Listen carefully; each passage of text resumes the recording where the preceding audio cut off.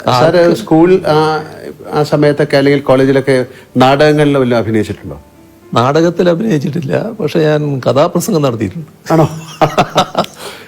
UP സ്കൂളിൽ പഠിക്കുമ്പോൾ എന്നോടൊരു മാഷ് പറഞ്ഞു കഥാപ്രസംഗം നടത്തണം. അങ്ങനെ ഞാനൊരു കഥാപ്രസംഗം നടത്തിയിട്ടുണ്ട്.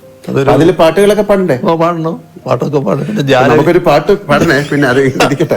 അതെ അതെ, ജാലവിദ്യ, മാജിക്.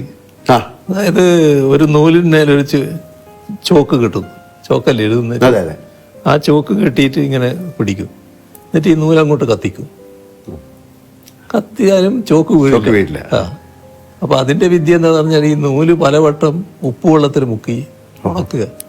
അങ്ങനെ ഉണക്കിയെടുത്തിട്ട് കത്തിച്ചാല് ആ ചാരം അങ്ങനെ തന്നെ നിൽക്കും, വീണുപോകാതെ, ചോക്ക് വീണുപോകാതെ നിൽക്കും. ഇതാണ് ഒരു ജാലവിദ്യ.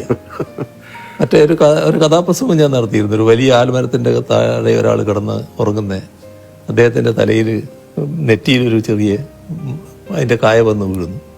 അപ്പോൾ ഈ കായല്ല തെങ്ങിന്റെ തേങ്ങ പോലത്താണെങ്കിൽ എൻ്റെ കഥ എന്താകുമായിരുന്നു എന്ന് പറയുന്നത്. അപ്പോൾ പ്രകൃതിയുടെ ഒരു പ്രത്യേകത കാണിക്കുന്ന ഒരു കഥയായിരുന്നു അത്.